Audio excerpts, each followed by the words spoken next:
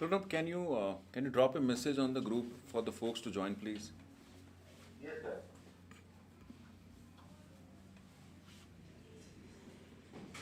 All right, just to be on time and in the interest of time, I think we should start because we have a lot to cover today. So we'll kick start and let the folks join in between.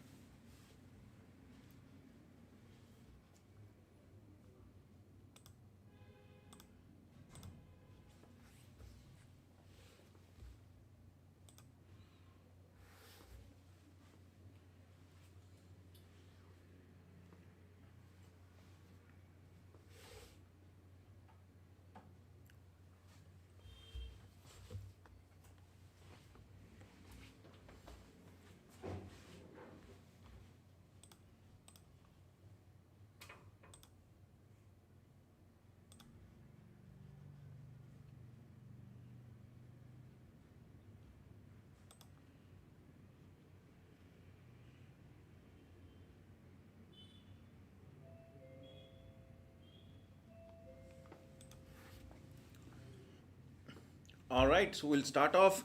Hi everyone, good morning, good afternoon, good evening, wherever you are. My name is Pankaj Dhingra, a proud FinTrammer and faculty for Strategic Business Leader exam. Welcome friends, welcome to the day 3 of the Strategic Business Leader Grand Revision for the March 2024 attempt. Today we're gonna be covering one of the most important area for your upcoming exam, that is going through the pre-seen material together. Pre-seen material has just been released and we now know as to which case, which industry we would be dealing out with in the exam. So it is all the more relevant and prevalent and important for us to really go through that and kill that in the best possible way. But for the folks who are giving the strategic business leader exam for the first time, you should know that what is this pre-seen material. I'm just trying to give you the context as to what this pre-seen material is all about.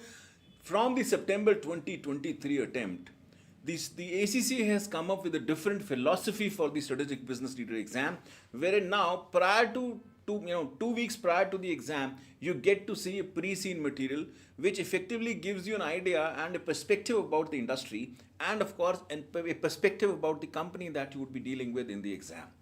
The intent is that you should go through the overall industry in terms of having a perspective as to what that industry is all about, the pluses and minuses, the background and so on and so forth, and also for the company that is there, that is gonna be there in your exam in relation to the same. In the exam room, you would also be given an access to this pre-seen material. You would also be able to see this. In addition to that, there would be various exhibits that would be demonstrated and given over there to you. You have to read those exhibits, read those background information, whatever is available there, and then collate that, club that with the pre-seen material information or the understanding that you have gathered in these 2 weeks of time, what is going through right now, and then start answering the requirements. There are various issues being observed in terms of students handling the pre-seen material and handling the exam in the last 2 attempts once the pre-seen material has been introduced. I have taken up those issues, I have discussed those issues in the last 2 days. If you want to see that, if you want to know that, you can just go and see through the 2 days videos, the prior 2 days videos. The link would be provided to you in the description box, so you can go and check that out. Does that sound like a plan? Yes, sir.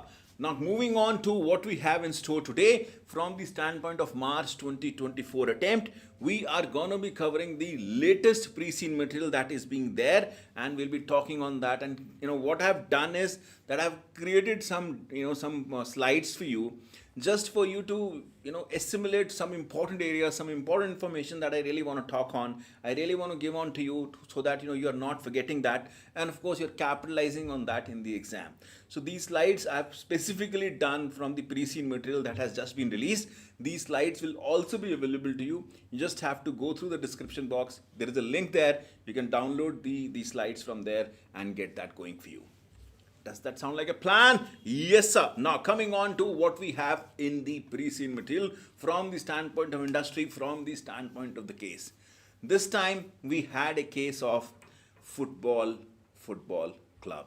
This is amazing from the examination standpoint. I love SBL exam for that, because SBL exam gives you variety of conditions, variety of areas, that after you being qualified as an ACCA, you have to hit the industry. And once you would hit the industry, you would never know which industry you would be part of, which areas that you would be dealing with, which company you would be part of. You never know all of that. But the kind of exposure that Strategic Business Leader exam gives you is amazing, because it actually throws you in a situation, throws you into a very different industry in all of the exams, wherein you have to decide something, discuss something, investigate something, reply to something.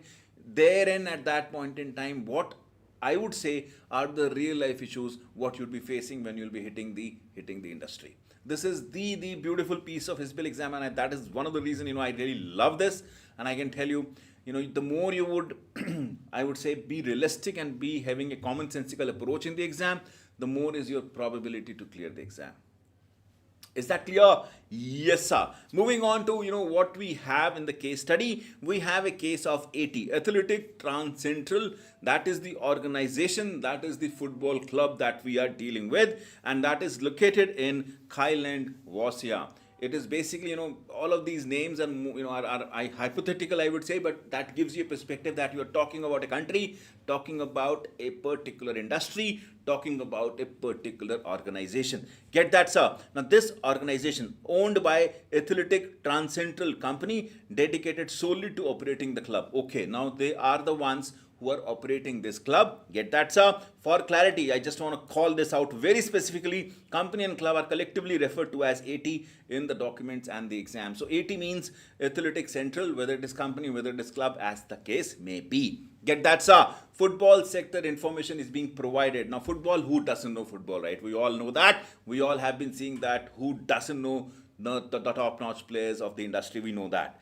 Now, what exactly is being mentioned over there is a very basic information, which I'm sure most of us would know, but I just want to highlight that. Sport of football, as we call it, is a football match, that has an outcome based on the goal that are being scored over there, and you may see a win, you may see a loss, you may see a draw over there. We all know that. Football is playing between men's, women's and children's team under the age of 18 too. That is something that is being mentioned from the children's standpoint. I get that, sir. I'm just picking up some of the relevant pointers, my friend, and putting out over here so that it really gives you a holistic view of what the pre-seen material is all about. While we are doing that, we'll also be talking on various areas that when I was reading really came onto my mind, wherein you really need to be prepared for if there is something that really comes up in the exam. Do not get carried away with the depth of the pre-seen material, because pre-seen material is only half of it. There is half that you would see in the exam. Read that, collate that with the pre-seen material, and then only answer that. There was a specific examiner comment that came up in this term, which I have specifically mentioned in my video 1, wherein we have really taken you through the examination report and have told you what all areas you should avoid while seeing the pre-seen material. Is that clear? Yes, sir. Now, football is played between men, women, children. We all know that. We understand that. Football clubs operate both professionally and recreationally. Okay. With professional players being full-time employees. Do not forget that. Professional players being full-time employees. Yes, sir. We get that. All right. Moving on. They have given you the information about the professional clubs in Thailand. Let's read that out. In Thailand, professional clubs typically have men's and women's first and reserve teams and under 18 teams. The first teams are the ones who just go ahead and play, the national and the international level. Generally the reserve team is the one which is being kept for, I would say, as a backup to the first team. It is more to have a pipeline being available for the players, and then there is an 18 under 18 team, which is more of a preparatory ground for again the reserve team and the first team as we may go forward. All right, first team features the club's top player. Of course, it has to be. Reserve team serve as a backup. We understand that, and each team has a manager and a support staff. Please do not get carried away by researching more around football, researching more around industry. He has given you enough information over here. I've seen students really Googling out a lot on the football, or the last time when we got a case of cloud industry, I saw students really googling out cloud industry like anything. It is not going to be helpful to you, my guys. What is going to be helpful to you is to assimilate the information that is being given over here, understand that, digest that, and that is what it is gonna be. You don't have to be really, be crazy about, researching would not help, my friend. Please do not really get carried away with that. Does that clear? Yes, sir. Moving on, my friend. We have the first team features the club's top player. Reserve team serves as a backup, and each team has a manager and support staff. We know that. 5 professional clubs have their own academies, okay, where they develop young player from age 9, aiming to groom them for the first team. Of course, this is the normal, I would say, journey of any academy or any club that is there. We are not having that kind of a prevalence in India per se, but it is very prevalent from the football standpoint that they really start preparing at the age of 8, 9, and it really goes up to the age of 18 when they really once they really step up into a reserve or a first team per se of any academy. Okay, when players are transferred between the clubs, transfer fees payable to the club. Okay, do not forget that. Selling the player by the club and buying the player is very, very common thing. Do not forget that. This is one of the streams of revenue. You should really know that one of the big time revenue for any club that they can have is selling their I would say top notch players to different clubs and so on and so forth. Do not forget that. All right, the most important driver of profitability for professional club is the performance of their men's first team in the Kyland Football League and international competitions. That is the big source of revenue, what they really generate once they see that teams are playing at a different level. They do get some professional fees, the advertisements, the marketing, and so on and so forth. So there are various streams of revenue. We'll be discussing that in a while when we'll be talking on the revenue and the expenses. All right, moving on. Kyland Football League, KFL, as we call it. KFL consists of 3 divisions of men's first team, each containing 18 teams. Okay. Duration, the league runs from August to May. It is basically, it's like an IPL kind of thing, guys. It is telling you that there is a football league being available, and you should know as to what really happens over there, what kind of expenses are there, what kind of incomes are there, what is the nuance that really operates out there, and so on and so forth. Frequency, team plays each other twice per season, once at each team's home stadium. All right, point system: 3 points for a win, 1 point for a draw, and 0 point for a loss. Okay, just a basic information, just take it with a piece of salt. At the end of each season, the 2 teams with the fewest points are relegated to from each division 1 and 2 to KFL and pay in the next division down the following season. So there's a ranking being given in terms of how you're playing, how you're really performing. I get that. The top 2 teams from division 2 and 3 are promoted to the next higher division for the following season. Okay, so they effectively move on from one season to the other depending upon their performance. Why it is relevant over here is because when you would see 80, you would see that 80 has not been performing well, and I'm telling you that in advance. While we still will go through this, but I'm telling that this is something that I've observed. Okay, teams are also relegated to downwards for serious breaches of KFL's regulation, including financial misconduct. If there is anything that happens, of course, that they take a beating also. Division winners receive the trophy and the prize money. Big time money is involved in terms of if when you would see any team winning, any player really going crazy, you all know what kind of money these guys get. Who has forgotten Ronaldo, right? We all know that how much money he really makes out, how much money one made out when he was being sold from one club to the other, how much money he's really making out, how much money club is making out. If you really scan through that, you'll be stunned and amazed in terms of what money these guys really make out. All right, teams which are promoted to the next division may benefit from the increased sponsorship and income from the television, because they become the stars of the marketing, right? So why would not they may earn money? They'll be like crazy in terms of earning money there. Clubs in Division 1 of the KFL have supporters not just in Thailand but all over the world. It has to be like that, my friend, because the more you get, I would say, senior onto it or perfect onto it, the more you get popularity. competitions. Let's move on to domestic cup competition that is being written out in the preceding material. That will specifically says all KFL team participate in domestic club within Thailand. Okay, all KFL teams participate. All right, this consists of rounds of one of matches, okay, between two teams randomly drawn against each other. Winners progress through the rounds to the final. Then you have the international competition. I've just collated the information, my friend. You just have to grab all of this and see through what question really comes onto the exam and then apply this there.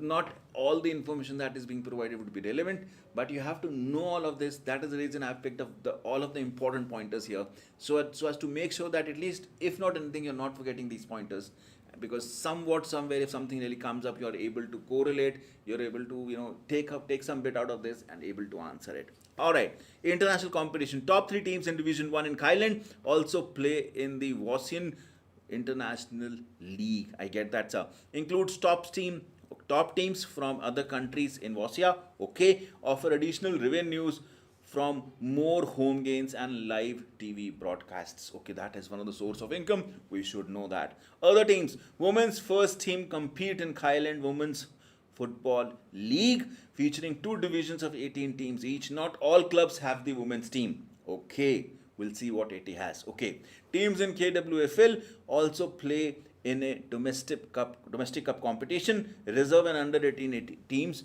have their own competitions too. Do not forget that. That is more from the overall industry standpoint as to what is really happening in the industry as such. Okay, governing body. The Thailand Football League is governed by the Football Association named as KFA. Got it, sir? Corporate governance, again, something that you should really be knowing. KFA recommends clubs should adhere to the corporate governance best practice. You should certainly have at this, that the back of your mind, because we never know, sir, if something on the corporate governance comes up, we have to really circle back in terms of, what the industry really says, what the KFA also really says. It will be good to point out KFA at that point in time. We understand that, sir. KFA's regulation must comply with the requirement of WASIAN and World's Football Governing Bodies. Okay, sir, we get that. Real life industry body is nothing but FIFA. We all know that. It is responsible for overseeing international competitions, including the FIFA World Cup, setting the rules of the game and promoting football globally. That is something that you should be really taking up, and having that at the back of your mind. Do not forget that. Now, coming on to, the sources that a club may have from the income and expenditure standpoint. Let's go and circle this out too. I think that will also give us some perspective as to, what these things are. And it is also to somehow gauge that, what kind of income or the expense areas you may have to deal with when you would step into the exam room. Clubs' income and expenditure sources. If I really talk on the income sources, you have the prize money, earned basis on the position, whether it is in the domestic cup or international competition. What you really get over there is your revenue. We get that, sir. The ticket sale, income from the match, attendance, and season's ticket sale is gonna be a big one for you.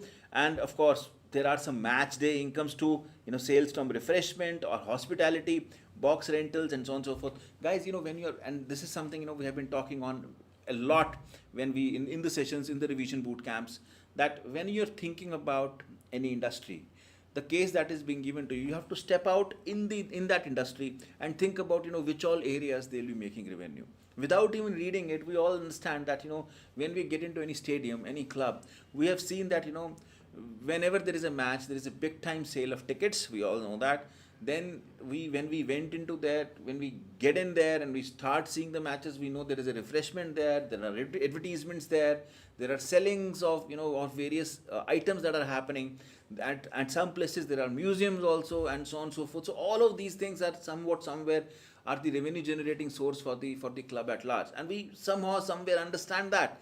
Now when we are reading it, we are able to tick the box that yes, okay, I've seen that, okay, I've seen that. There are few things that may come your way which you may not have observed, but at least you'll understand that. Then when you club this information with the information that you would get in the form of exhibit in the exam, you will be able to collate it, and then you should be stepping in the position of a club owner or a club player, or whatever role that has been given to you in the exam. Step in over there and then start answering that.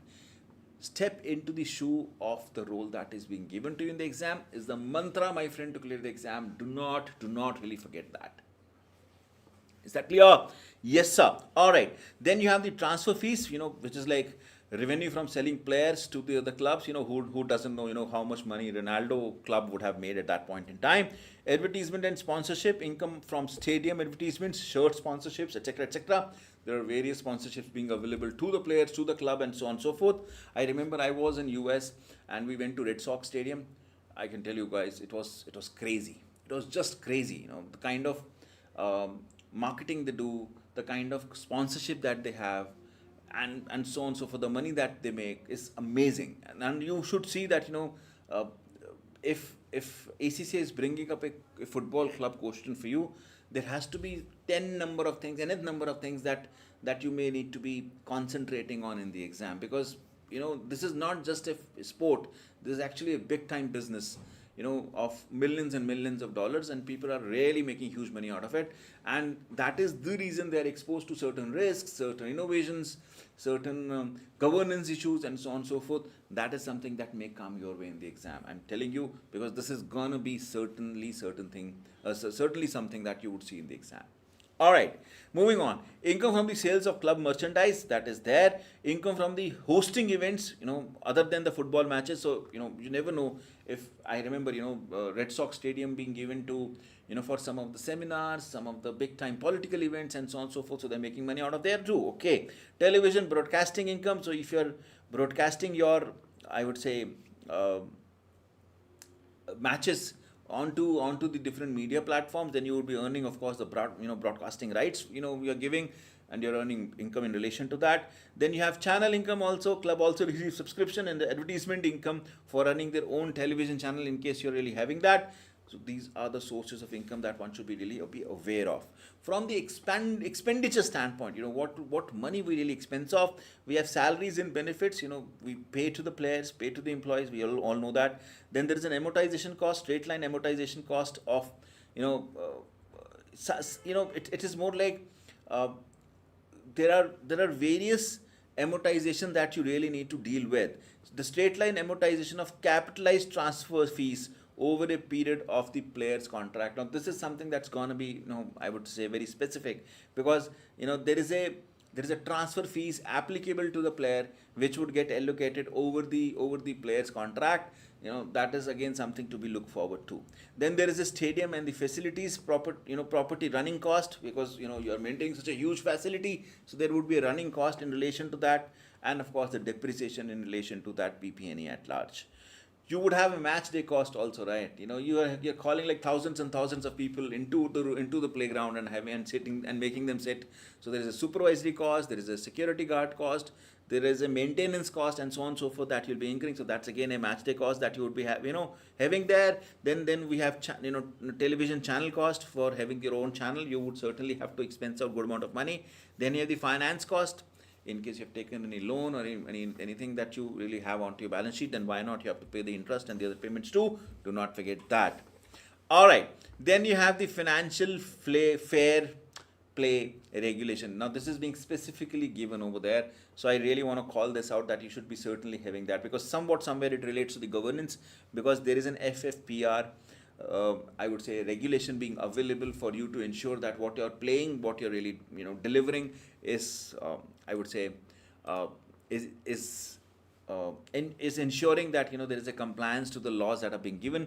So do not forget that that you have to comply with this. The purpose of FFPR is to ensure that there is a the spending that is being made by the club is not more than what they earn, just to ensure that they should not have a financial difficulty somewhere. So it's a big one.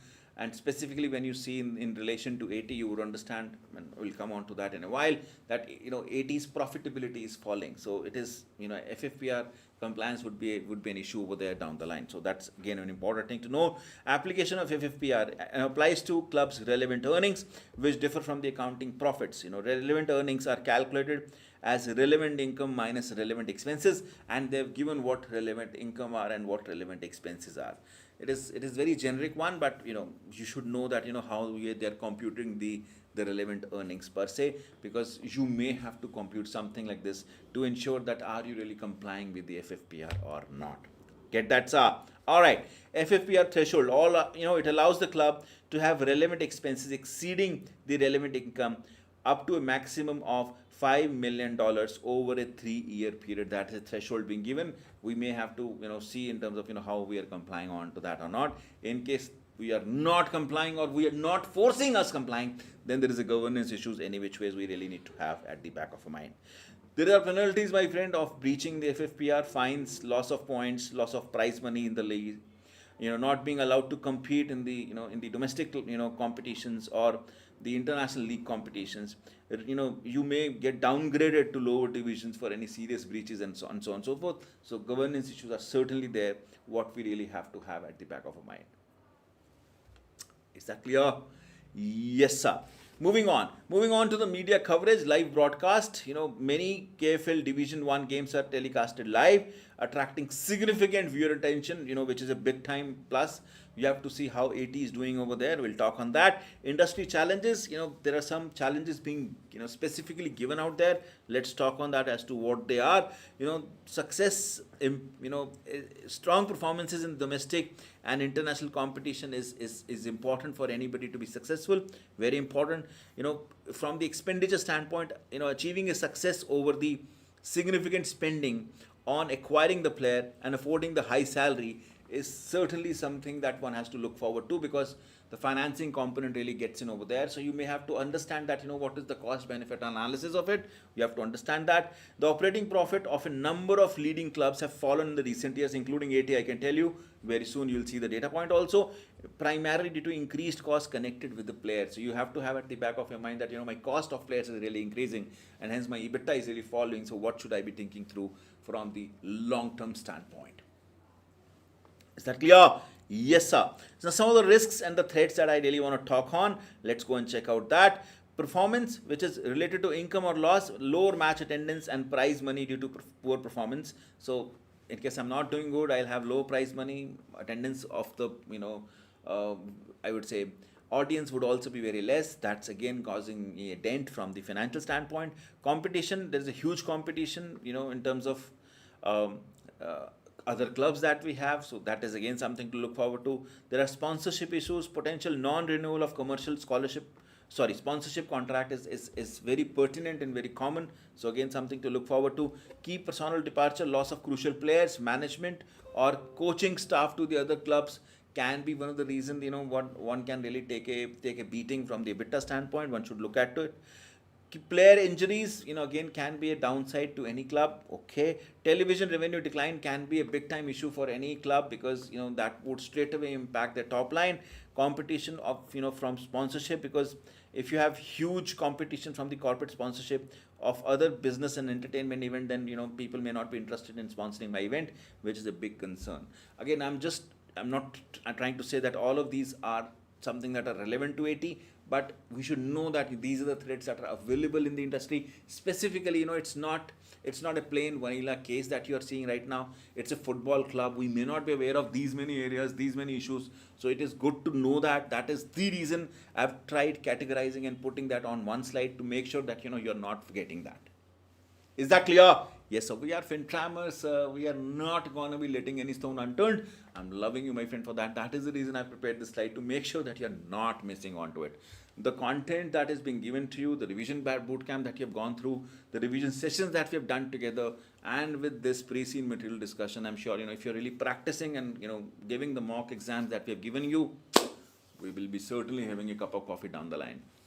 Is that clear? Yes, sir. Moving on to the risks and threats again, again continuing with that, FFP non-compliance is a big time issue. Please do not do that. You have to ensure that governance is taken care. Brand damage, you may see a reputational damage coming up to a club in case there is a non-compliance, or you are losing various matches, or your players are leaving, and so on and so forth. It's a big time concern. Negative media coverage, if some player also do something different, or club also do something which is non-ethical, the damage would certainly come your way. Safety and health issues, potential injuries of the players and the staff can be a big time issue. Security risk, in case supporter do any kind of issue, right? We have seen the matches where supporters have really gone bizarre.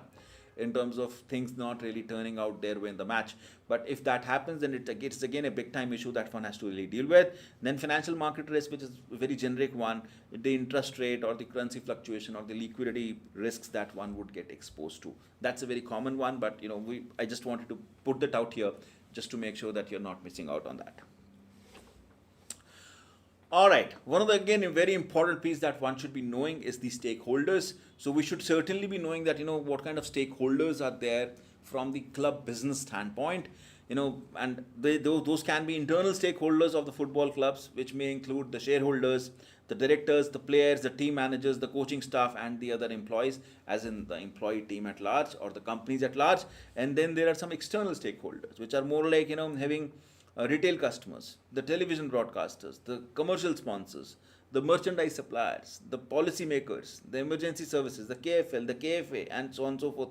All of these are the stakeholders. So I'm just trying to make you think more about the stakeholders from the standpoint that you may have to manage them well from your own growth standpoint. Some of them would have a better control onto yourself. For example, internal stakeholders would have a more power to control you, and of course control your businesses. But the other key holders also have a big time role to play in your growth. TV sponsors, TV broadcasters, they have to have an interest in you. The audience have to have an interest with you. Your supporters have to have an interest with you. And KFL, KFA, any which ways, you have to adhere with their policies, with their governance issues, just to make sure that you're not missing onto it, and of course not being penalized come what may. Is that clear? Yes, sir. Now, if you really go through this chart that is being given out here, that effectively will tell you in terms of the position of the league that we have. And if you'll see the Athletic Transcentral, it is just down in the bottom, and you would see that from, let's say, 01 to 03, the position has got deteriorated because they were number 5 and they have now become number 8 over a period of time. So positioning, from the positioning standpoint, it is getting deteriorated over a period of time. And if you see the revenue, the overall revenue that they have, revenue is the lowest in the other, as compared to the other, I would say clubs that are there. You would see that we are not performing really well there. So those are the things that you really need to take care that this is where I am, this is where I'm being exposed to. So there may be something that may come your way in relation to improvement of profit, improvement of your league, what steps you should take, what things you should do, and of course some discussions may given on to you over there. So you may have to think through that what all things you can do as a football club in terms of improving my image, of course taking into consideration things that we just spoke from the industry standpoint per se. There is a clear correlation between the stadium capacity and the revenue. That is again something that I really want to call out. The more the stadium capacity is, the more the revenue is. And you can really see that over here, because the stadium capacity of 80 is also very low, and hence the revenue is also being lowest. So you really have to have somewhere in your mind thinking about is there a possibility of increasing the capacity of the stadium also or not. I'm just making it out, but you may have to have that thought also onto your mind. Team with the largest stadiums such as Maritime and of course 1922 Lerwin, they lead the revenue generation because they have the I would say huge in terms of capacity. They're huge in terms of capacity. So you may need to think about it. Is there a merit in terms of investigating into infrastructure to have more capacity and more people around and so on and so forth? Just a thought, but I just want to put that across onto the table, that this is what I was able to generalize from the pre-scene material. That I don't know if he's really making me get divert into that direction, that this is something I should be thinking about. Is that clear? Yes, sir. Now coming on to the innovation and sustainability. All the clubs are trying to use digital media strategies to enhance their income and interest in them. I personally feel, and that's my take on it, there would be something in relation to the innovation or technology that you may have to deal with, in terms of increasing the sales, in terms of having the better reputation, in terms of increasing the image as such, in case of having more footfall in the playground, doing more remarketing, doing more I would say the piece of the marketing that is to be followed, going digital in terms of your approach and so on and so forth. All of those things can really play a big time role over here, because I do feel that all the clubs are doing it. So why not 80? Why not 80 should think about it? Clubs use their own website and social media platforms, and post news about themselves. Again, a thought, food for thought, that we have to think about the digital media in terms of how can we really get an edge on it. The clubs and the four top teams in Division A, Division 1 of KFL in 2002-3 seasons have their own television channels for which supporter pays their subscription. Again, we have to check if AT has that, and if he has that, are we able to get the subscription? Can we get more and more subscriptions? Again, some of the levers that I'm just calling out as I was reading the pre-scene material. Is that clear? Yes, sir. Now, some of the key performance indicators that one should really know. Again, these are being given out there, so I just wanted to highlight that. From the financial standpoint, we have revenue, player salaries, earning before taxes, relevant earnings, cash flows, player sales and purchase revenue, capital expenditures, and so on and so forth. All of those things have to be taken into consideration. From the non-financial standpoint, we should know, the league's position. Of course, it's a big one. How my league is really doing. Average match attendance, and as a percentage of stadium capacity, I would say, that how much utilization I have of the stadium. If my stadium has 38,000 seats, how much I am able to utilize, which match gets the maximum, I would say, percentage, which match has the lowest percentage, how can I best utilize that, how can I increase, what are the levers available, and so on and so forth. Number of seasons, the ticket, number of season ticket holders in terms of, what kind of tickets and when can we really sell that. Club's website hits, how much hits are coming onto the website, how many of them are new visitors, how many of them are repeat visitors, and so on and so forth. Compliance with the applicable regulations, and so on and so forth. Is that clear? Now this was the place wherein he basically bifurcated the pre-scene material into two broad pieces. One was about the industry, and second is about the AT, which is like the company that we will be dealing with. As of now, what we have read is more from the industry standpoint as to how the industry really operates out there, just to have some sense on that. As of now, we have covered that. Now we are jumping on and of course covering the other piece, which is to deal with the AT per se, the company that is there in the question. What exactly we really need to know from that standpoint. Is that clear? Yes, sir. Coming on to the AT's overview, let's circle this down in terms of what areas we really need to cover over here. AT was founded in 1895. Okay, the KFL participation, I would say it's the men's first team has completed it in the KFL since 1907. Okay, that is being given. From the ownership standpoint, controlled by, it is being mentioned out there that it is being controlled by a Clycom family, not listed on the Kyland Stock Exchange as on date. AT's traditional color are white shirts and with black sleeves, and black shorts and black shorts and the socks. So that's what it is being given. We don't know what we don't know for now in terms of what information really will come our way in the exhibits, but I've just picked up some very important and relevant topics or areas that we may have to play around with in some way or the other in terms of giving the answers. From the team standpoint, it includes men's and women's first team, reserve and under 18 teams. So we are in the women's arena too. Okay, men's team has not won the Division 1 title, which is again something to look forward to as to how much you can do in terms of making sure that they are being upcoming in terms of their performance. Again, something to look forward to. Or the domestic cup for the last 15 years, we really have to see through how can we improve performance. We really have to see through. You may get to see a discussion in the exam that is talking on in terms of improving the performance of the team. What can we do? What are the levers, and so on and so forth. That is again something that to look forward to. Please do not forget that. Then about the women's achievement, women's first team established 25 years ago. Now in KWFL Division 1, finished third last season, which is highest ever, and won women's domestic cup, attracts about 3,000 attendees per game. So that's again something, a food for thought for you, just to make sure that we are doing good on the women's front in terms of women's team. So should we be investing there or not? Who knows if you get to see a question in relation to this. The reserve and under 18 team play its own competition. They generally attract attendees per game less than 1,000. So it's not big time money over there any which ways, but it is important because ultimately these guys will become part of the reserve team and the League One team as we go forward. Then we have the board structure being given to us. You have a chair, and then you have the non-executive directors, okay. Then you have the chief executive officer. Then you have football director, finance director, marketing director, commercial director, and the admin director. This is something that is there. So I would say from the overall compliance standpoint, they do have the two non-executive directors, which is a decent one from the governance standpoint. The board is assisted by the company secretary, who is not a director. One member of Clycom family is currently chief executive, but no other member of family is on the board or actively involved in the management, which is a decent one, I would say. The 5 functional directors reflect the 5 business functions, into which it is organized. They have the following responsibility. One is having the entire football thing, which is oversight of football teams, 125 players, 130 coaching members and technical staffs. The football director is also responsible for the AD's transfer policy. I think that's going to be a big one.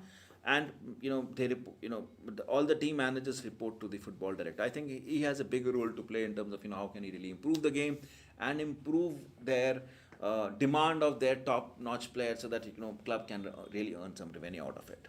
Then you have the finance, which is responsible for financial control, reporting and oversight of the finance function. You have the marketing and IT, which is primarily dealing with marketing, digital media, and oversight of the IT manager and the staff. Okay. Then you have the commercial team that deals with the sponsors, supplies, retail, and merchandising activity. I think he also has a big role to play over here. So from the revenue, I would say enhancement standpoint, commercial director can also play a big role.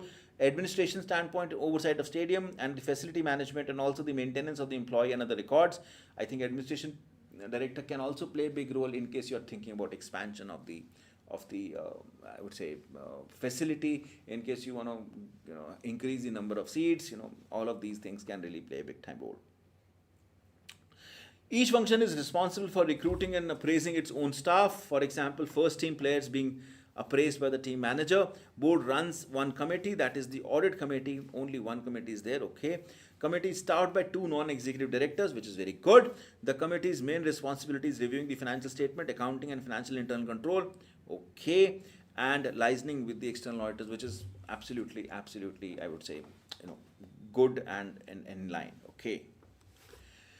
Coming on to the information system, again, from the IS standpoint, this can be a big one. If there is anything that really comes your way in the exam, IS, is something that I think can be a big one to explore in terms of how can we really enhance the systems which will lead to the better sales and better, I would say audience management. Why not to think about it?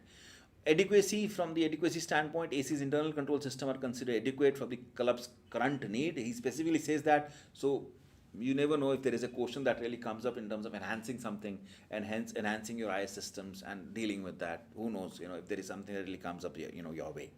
From the data standpoint, company holds data, the name, contract information, and the financial details about the season's ticket holders and customer buying official replica kit online. I think it can be a good tool for remarketing these guys and making them more, I would say, falling for you and coming again and again for you for buying your tickets and being your audience again and again. It can be a big one there. From the compliance standpoint, it believes to be compliant with the data protection legislation, which is very good. Believes it is written, so you never know if there is a professional skepticism that you really need to apply in the exam in relation to that. Then you have the digital piece, which is AT has a website and its own app. It has accounts on the longest established social media platform. So you may have to check, in terms of how efficient they are and how many followers they have, how can we increase the number of followers, and so on and so forth. That is again something to be looked forward to. Then we have the stadium. There are a few details that are being given for stadium. We have the age and the location. The AT stadium is 90-year-old, quite an old one, and is centrally located in Frenia. No other Division 1 teams, are in Frenia, but 3 are within 40 kilometers. So from the locational standpoint, we're very good, but we're pretty old, I would say. Attendance, average attendance is 96.5% of the capacity, approx 36,700, which I think is a pretty good one. 96% attendance is average is pretty good with industry standard of full capacity. So effectively, I can say, while there is a room for 3.5% improvement there, which is there, But if I really have to see, while I was reading this, the the bigger chunk of for me to grow would be to expand the capacity, because 3% here and there would not make any big difference. We have to think about how can we expand the capacity of the stadium to have more people. How can we make this 36,700 to be 55,000, 60,000, if there is a need or if there is a possibility for it.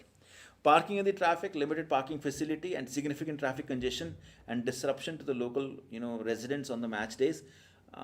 Point to be taken. This can be a showstopper for the growth. So, okay, I get that. From the public transport standpoint, served by the frequent bus services to train station within 2 kilometers, which is very good. We are very prominent in terms of our location. So, really happy for that. Okay. Then you have the maintenance cost. Increasing maintenance expenditure due to age and the health and the safety regulation. Remember, I told you 90-year-old, he's specifically telling you. So effectively, you have to have more maintenance. Okay. So is there a need to refurbish everything? Is there a need to do some big capital expenditure? Do you have the appetite for it? Do you have the extended capacity being available, and so on and so forth? All those things should really circle down onto your mind when you're thinking of something like that. All right. Facilities include refreshment outlets, with long queues, 30 hospitality boxes, and small shop. Facilities are deemed insufficient for hosting non-football events. Okay, so you again, a room that you may really need to have from the standpoint of, we really need to find an alternative ways in terms of, hosting out events. And if that is the case, then we have to think about, how can we generate money from these alternate sources? What can we do different, and so on and so forth. Land ownership standpoint, AT owns the land of the stadium. Okay, very good. And adjacent land leased to the city council. There is an adjacent land being available which is being leased to the city council. So that is again something that, if I would say that reinforces my thought that can I increase my capacity? Can I take that rental land back? How much money I'm making out from a rent that on which I'm getting from the city council, and how much money I will make if I will have it myself and expand my facility, and so on and so forth. Those are the things that you should get onto your mind, when you're thinking about something like this. All right. From the training facilities, location and upgrade. AT's training facilities located 14 kilometers from the stadium were upgraded 5 years ago, okay, and are considered amongst the best in the island. So we are pretty good on the training piece, so that's not an issue. Usage, the first and the reserve team consistently use the facilities, while under the 18 team occasionally use additional hired facilities nearby. So under 18 team, may have to think about, that my input would be from the under 18 team, and if these guys are not utilizing the best of the best services, then we may not get the best of the best input down the line. So that is again a food for thought that you may need to have. You may need to write it in some way or the other. We get that, sir. Now coming on to the commercial activities, diverse sponsorship. AT has multiple sponsors for the kits, stadium advertisement, and the brand and the player identity use without primary lead sponsor. He specifically mentioned that. I picked it up. You have to think about that. Do you really want to have a primary lead sponsor or not? You have to think about that in case something like this really comes up. Okay. Club shop, official kits had, and a limited range of other items.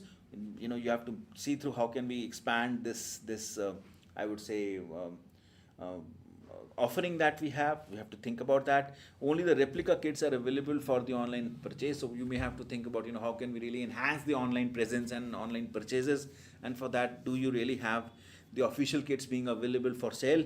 Why not? I think that's a big one. AT also licenses the production of official replica kit to the other suppliers to enhance the visibility in the market worldwide. These products are sold in other retailer outlets, so you may have to think about, is it the right way of doing it?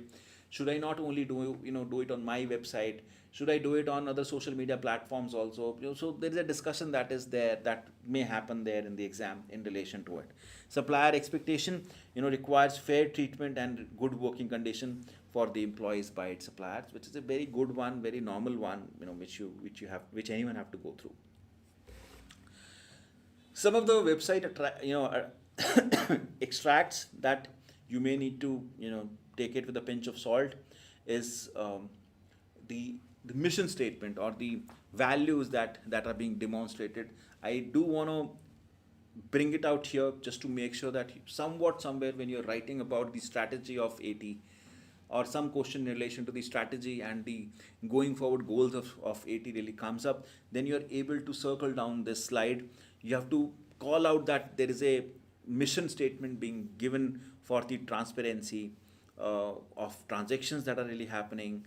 Uh, they need to be honest in terms of what all they're doing. They need to be ethical. You're safeguarding and protecting the interest and the welfare of the young players and the sport at large. You are definitely believing it to be the part of the community, which is committed to ensuring that there is a positive impact of the sport on the community at large. Very important. You are ensuring that players' conduct is always of the highest standard.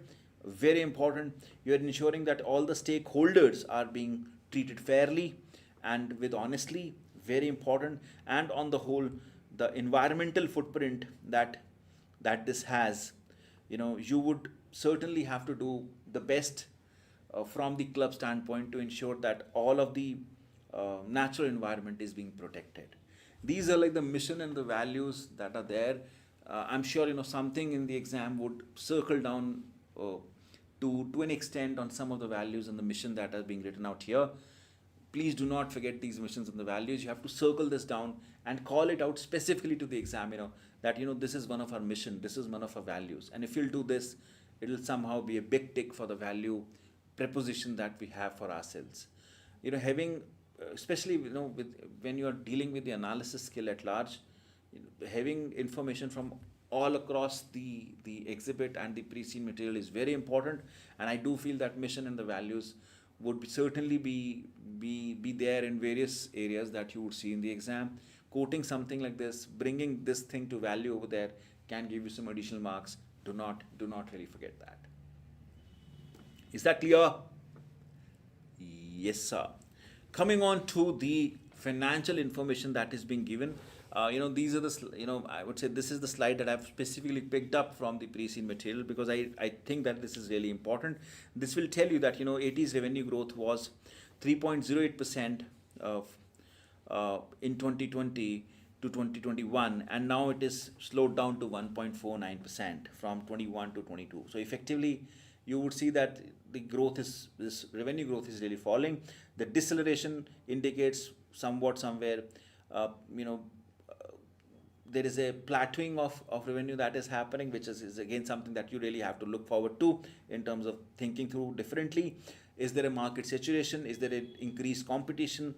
Do we have various operational challenges? Do we really need to improve on in terms of our capacity? Do we have to think about a different segment of revenue and so on and so forth? All those things should really get onto your mind.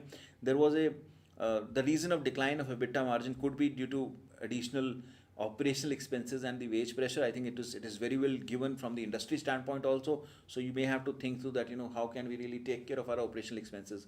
How are we thinking about our wages or salaries and so on and so forth from mid to longer term standpoint is again a food for thought. Then there is the margin of the relevant earnings also saw a decline from 18.46% to 6%, which is a huge decline from the EBITDA standpoint. So while, revenue is still increasing, but it is increasing with a lower rate, but from the EBITDA standpoint, I'm falling. So my margins are really falling. So effectively, even the incremental revenue is not helping my margins. So somewhere I'm not controlling my cost. My cost is increasing at a higher rate as compared to my increase in revenue. That is leading to the fall in EBITDA. We should know that, and we have to find the reasons for it as to why it is the way it is. The TV revenue suggests that there is a strong market position to negotiate lucrative broadcasting contract, but also highlight the potential vulnerability. So while you have a big time plus in terms of having a strong market position as far as having the strong TV revenue, but at the same time there is a risk to it that if there is something that really goes wrong over there, then my revenue will take a big time beating, and whatever I'm getting, I may not even get it. So it's a big time risk for you as far as the TV revenue is concerned. That's what I felt when I was reading this. Now coming on to the I would say that there is a need, I would say equal contribution that we saw from the match day and the sponsorship revenue, indicating that there is a healthy balance between generating income from fans for attending games and securing the commercial partnerships. I think this is a big plus. But while we say that, there are other areas also that we really need to see through more from the different segments of revenue standpoint that you may have to have at the back of your mind. Is that clear? Yes, sir. This is something, my friend, I really wanted to cover today in terms of you really going through the areas. I personally feel that, the slides that you have, the 25, 26 slides, really covers all of the important pointers of the pre-scene material, what can be relevant to you. I do want you to go through this on your own at least once or twice or thrice, just to make sure that you completely have a hang of it. And anything that that you may feel uh, need to have a drill down with, you can just go and check out in the pre-scene material and have a drill down on it. But at least from the from the pointer standpoint, from having the pointers at the back of your mind, I think this is gonna be the most important ones that you really need to be aware of, and think through the next steps in terms of what may you may have to deal with when you would sit in the exam. But from the industry standpoint and from the company standpoint, I think all the pointers that you need to know are over here. You don't have to refer anything. Please do not do more research that is not relevant. If you have done through and gone through these 25, 26 slides, there is nothing more that you need. Is that clear? Yes, sir. I think that's pretty much, guys, I wanted to cover. But for the folks who are seeing us for the first time, I do want to call out that there are, and if you're expecting to give your exams in the next term, then there is a huge I would say support being available from the FinTram side.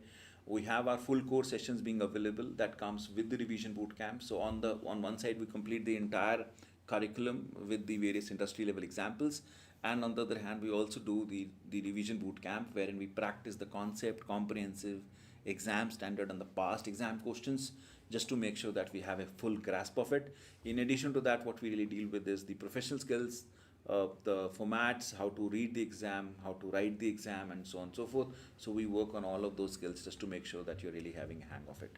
With full course, the revision boot camp is coming free, but you can also take revision boot camp in case you're preparing on your own and you're struggling with some of these areas. Then revision boot camp is again something that you can refer to. We also provide a fast track course being there for the folks who are struggling to clear the strategic business leader exam. In case you have not been able to clear the SBL exam for multiple attempts and struggling to understand where the gap is, I think fast track course is a big one for you. That really gives you the quick revision of the entire content, and also start practicing with you the questions in the revision boot camp, wherein you'll practice the questions and understand where things are going wrong, and know the professional skills, the formats, the ability to write, ability to read the exam. That really increases, and you may get to understand your weaknesses so that you can improve on that. And last but not the least is the FinTram SBL memory charts.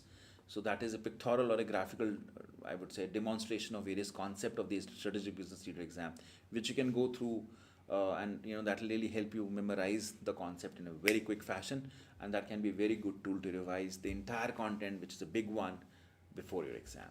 That is again being available as a standalone product, or you can also take the full course. It will come free with that. That's pretty much, guys, what I intended to cover today. I would now come on to any kind of Q&A anyone may have. If there is anything that anyone want to ask, we'll be more than happy to support you there.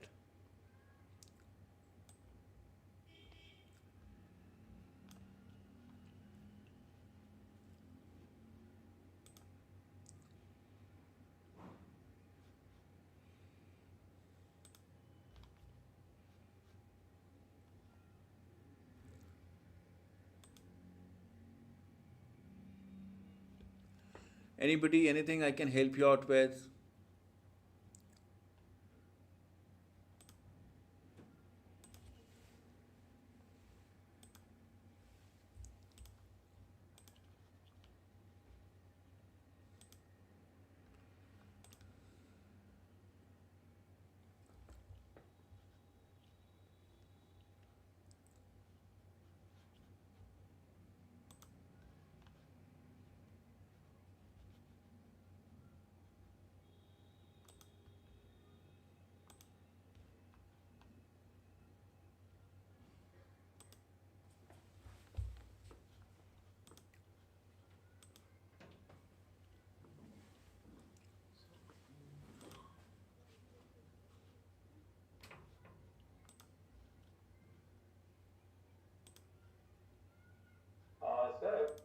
Yes, please. Pranab this side. This present briefing. No, I'm not able to hear you, Pranab. Sir, this is nicely presented and it gave us a lot of insights. Further, it can be discussed something what like the global I'm area not able to or hear out Pranab properly. Can you please speak louder? sir, can you hear me now? Yes. Yeah. Sir, the reason is we have gone through and you presented very nicely. And so just wanted expectation is that further what are the probable areas the exhibit will come? Can we discuss something like that? So like here, main constraint is their financials, where they are making some areas they are negative, so there will be penalties.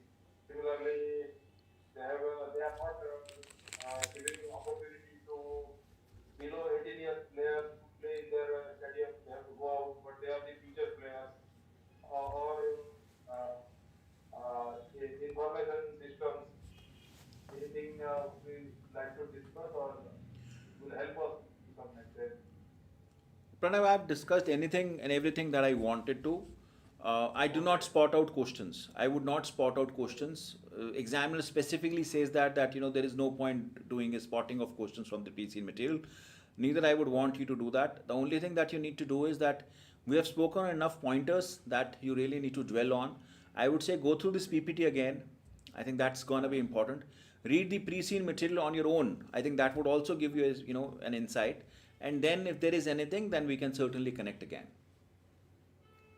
Okay, okay. Sir, my expectation is that wherever the probable questions are there, some models may be fit into that.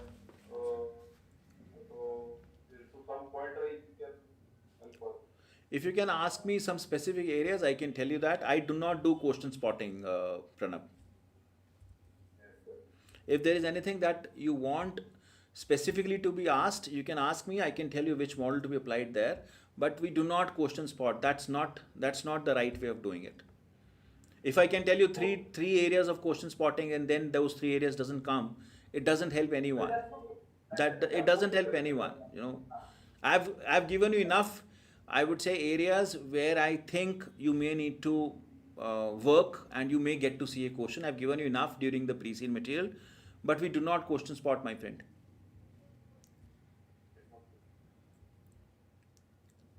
Okay.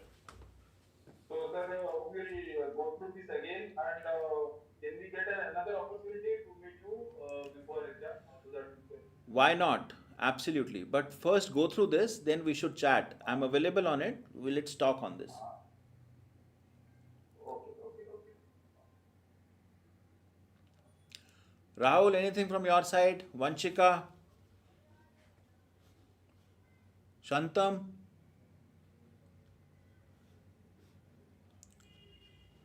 Pooja, Jyoti, anything from your side?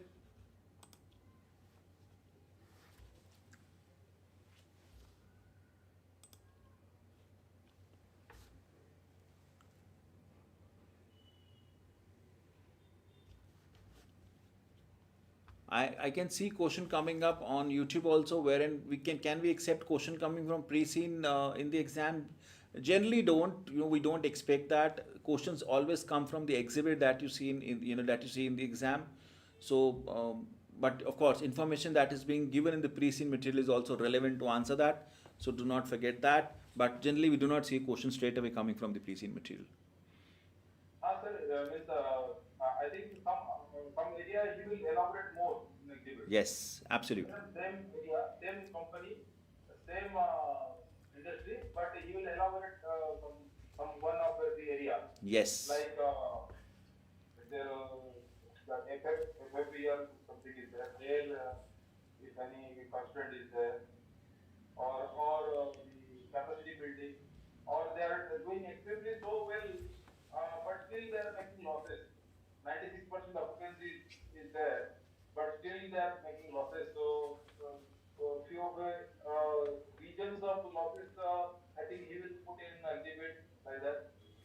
It can be anything, Pranab. It can be anything. So So that he may ask to put a report to board of director, uh, how to take it forward like that. yes, it can be anything. There can be any permutation combinations, but he will certainly give you some additional areas in the exam. The next one I have is, do you think that the company will be listed in the exam to come up the weak performance? It may be, you never know. They are not listed, so it may come your way that they want to list. Who knows? Pranav, please go on mute now if possible. What are the key factors to consider when making these strategic decisions in the case study? I think we have covered this very well in detail in our revision boot camp. So I would suggest Muskan go through the revision boot camp once again. That should give you a perspective as to what can you do from the strategic decision standpoint, whether it is making a financial analysis or whether it is making a right choice. There is a lot that we have done in the strategic sessions and of course in the revision boot camp. I think the company will go for listing and there will be some sort of corporate governance issues. Anything you can say? I would not comment on that. I have not seen any governance issues being given in the pre-seen material, so really can't comment on that. But if company will go for listing or not, it depends. I don't know. Honestly, I've not seen many clubs being listed out as a company, so I can't really see that happening. I do see that some issue might come your way from the technology standpoint or from the expansion standpoint. That's what I feel. What role do a professional skill in achieving the success in the SBL exam? I think Khushbu, we have very well covered that. In when we practice the professional skills, professional skills carry 20 additional marks in your exam. We have already spoken on that, so that's going to be very important for you to really have an excel on that. So please do not undermine the importance of professional skills. You have to demonstrate all the 5 professional skills in some way or the other in the exam, depending upon what is being asked where, and that's gonna be the game changer in the exam. So please don't underestimate the importance of it. All right, I think we're just on time. Anything, guys? Anything more before we really wrap up?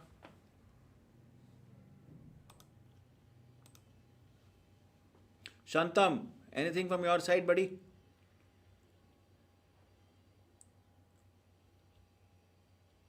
Shantam, are you there?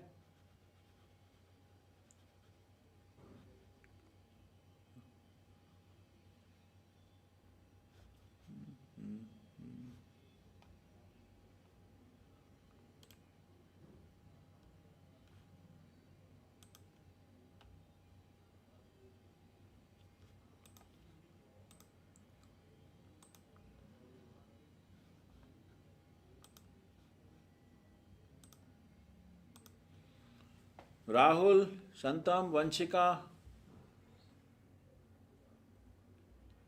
Shantam? Sir, given that another meeting opportunity, we will prepare this and whichever various areas they have given, we will try ourselves which are the models will fit into that, and we'll check with you, just get your confirmation that yes, it is the right way to approach it like that. No problem. Like risk, then also.